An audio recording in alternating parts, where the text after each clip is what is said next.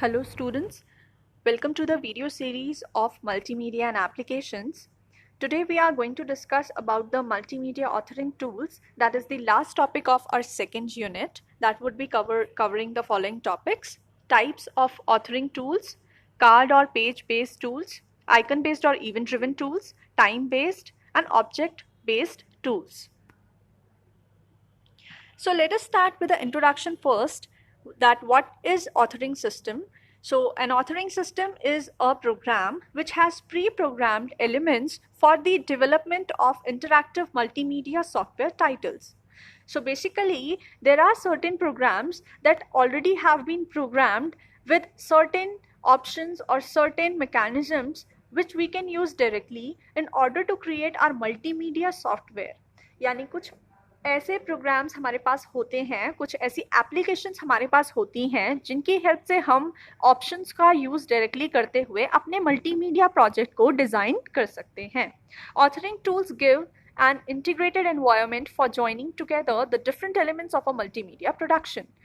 Authoring tool हमें facilitate कराता है कि डिफरेंट टाइप के कंपोनेंट्स को, मल्टीमीडिया कंपोनेंट्स को हम यूज़ कर पाएँ अपने प्रोजेक्ट में, और उसके लिए हमारे पास डिफरेंट एलिमेंट्स अवेलेबल होते हैं जिसकी हेल्प से हम उन पर्टिकुलर कंपोनेंट्स को ज़्यादा इन्हांस्ड और बेटर तरीके से ज्वाइन कर पाते हैं अपने प्रोजेक्ट में.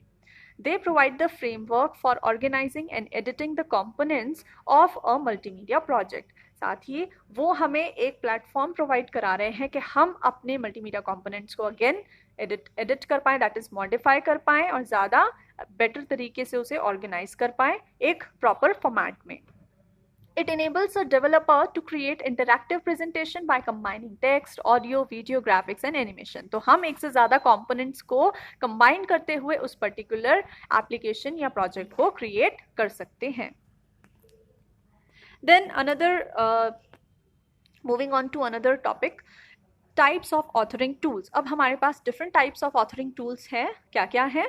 Card और page based, icon based और event driven, time based and object oriented, जिसे हम later on that is इसी स्लाइड में later on हम डिटेल में डिस्कस करेंगे. तो यहाँ पे हम देख सकते हैं कि हमारे पास डिफरेंट टाइप के ऑथरिंग टूल्स होते हैं. कार्ड और पेज बेस्ड बेसिकली, जिसमें जैसे हमारे पास टेम्पलेट्स होता है और उन्हीं को हम अलग अलग तरीके से, जैसे बुक में पेजेस होते हैं या स्टैक ऑफ कार्ड्स होते हैं, उस तरीके से हम यूज़ कर पाएँ. देन आइकन बेस्ड और इवेंट ड्रिवन, जहाँ पर हमारे पास डिफरेंट आइकन्स होते हैं और हम ड्रैग एंड ड्रॉप की हेल्प से हम उन्हें ईजिली यूज़ कर पा रहे हैं. देन टाइम बेस्ड, जहाँ पर हम टाइम कंट्रोल रख पाते हैं अपने किसी पर्टिकुलर इवेंट पे. देन ऑब्जेक्ट ओरिएंटेड, जहाँ पर हम किसी पर्टिकुलर एलिमेंट को एक ऑब्जेक्ट की तरह, एक रियल वर्ल्ड एंटिटी की तरह ट्रीट कर पाते हैं. तो इनको डिस्कस हम करते हैं वन बाय वन डिटेल में. तो सबसे पहले हमारे पास आ जाता है कार्ड और page based authoring tools. Elements are organized as pages of books और stack of card as discussed, कि इसमें हम जैसे किसी बुक के पेजेस होते हैं या कार्ड का एक स्टैक होता है, उस तरीके से हम इसमें अपने एलिमेंट्स को यूज़ कर सकते हैं.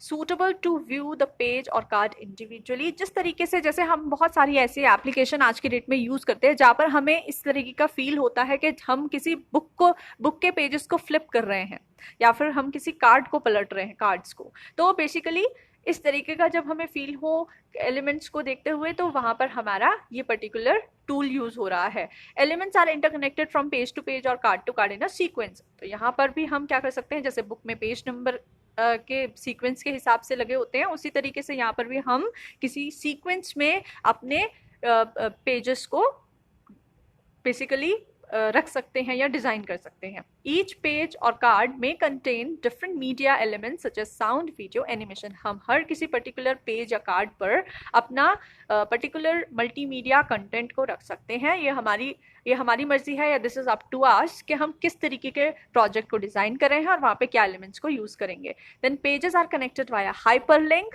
पेजेस को हम हाइपरलिंक के थ्रू भी कनेक्ट कर सकते हैं. Then examples include HyperCard, which is a product of Mac. तो ये हमारे पास टूल्स हैं, बेसिकली ये हमारे पास उन एप्लीकेशंस के नाम हैं जो ये कार्ड और पेज बेस्ड की फैसिलिटी हमें प्रोवाइड कराते हैं. तो कौन कौन से हो गए? HyperCard जो मैक का प्रोडक्ट हो गया, tool book which is a product of Windows, PowerPoint, which is again a product of Windows, and SuperCard, which is a product of Mac. So basically PowerPoint इसमें एक ऐसा प्रोडक्ट है जो generally हम सभी यूज़ करते हैं, तो हमें पता है उसमें हम किस तरीके से टेम्पलेट्स को यूज़ करते हैं, और PowerPoint में किस तरीके से एक स्लाइड के बाद दूसरी स्लाइड को हम यूज़ करते हैं, और किस तरीके से एक स्लाइड के बाद दूसरी स्लाइड हमारी अपने आप आती जाती है. Moving on to another type, which is icon based or event driven.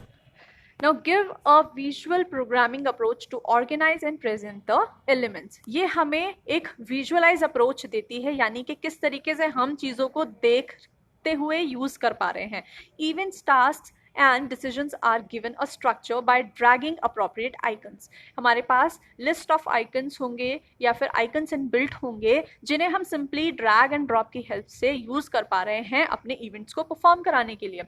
Icon specifies task of playing sound, opening an image, etc. यानी कि उस particular icon से हम क्या क्या task perform करा सकते हैं कि हमारा कोई icon है उसकी help से हमने sound play करा दिया, या फिर हमने कोई image उस पर click किया तो कोई image open हो गई, तो हम different task perform करा सकते हैं.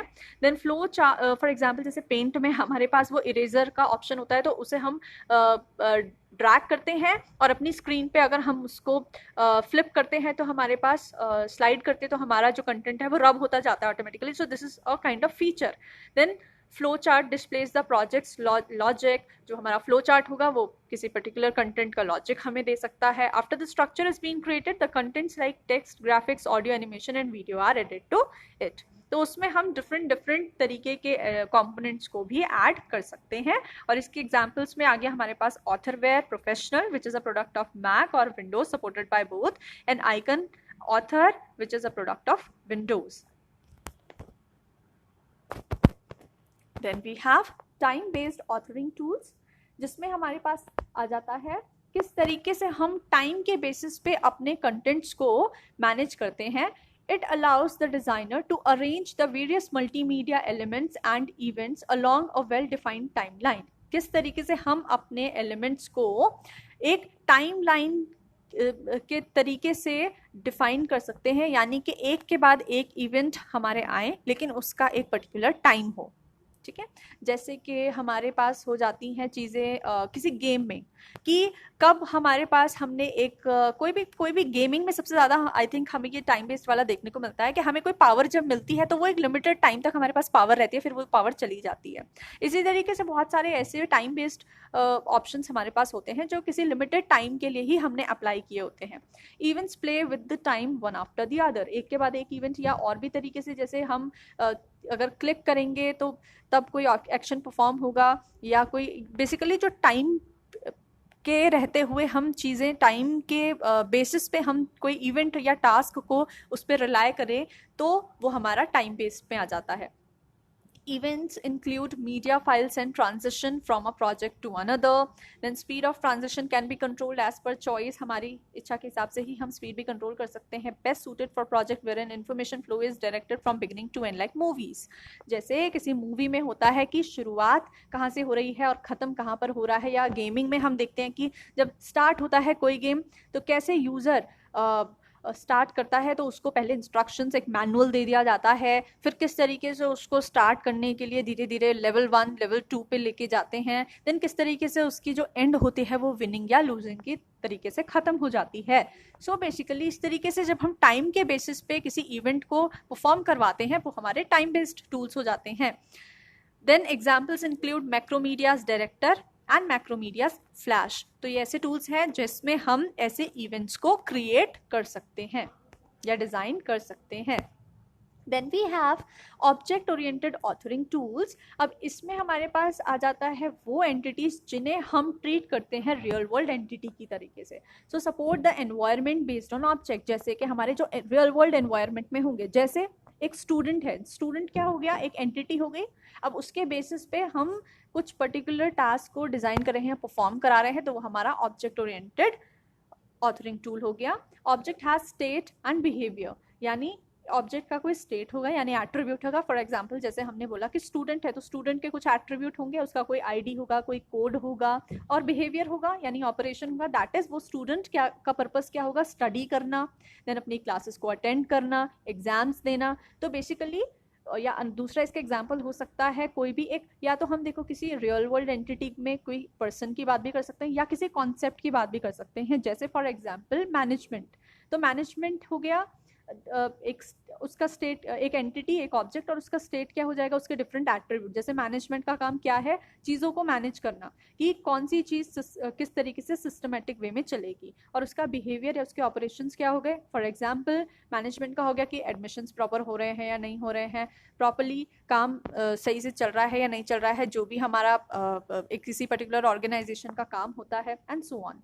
इन दिस मल्टीमीडिया एलिमेंट्स और events are treated as an object की तरीके से हम इसमें ट्रीट करते हैं। Generally have a hierarchical approach of parent child. तो बेसिकली क्या होगा, एक पर्टिकुलर ऑब्जेक्ट है और उसके डिफरेंट हमारे सब एंटिटीज होती हैं, और इसमें एग्जाम्पल्स हो गए एमट्रोपोलिस जो मैक या विंडोज का प्रोडक्ट है, देन एप्पल यानी कि supported by both, then Apple media tool which is supported by both Mac and Windows, then MediaFort which is again supported by Windows. So that is all for this particular slide in which we have discussed the authoring tool. In very detail, we will be discussing this particular topic when we'll be having our live class. Thank you.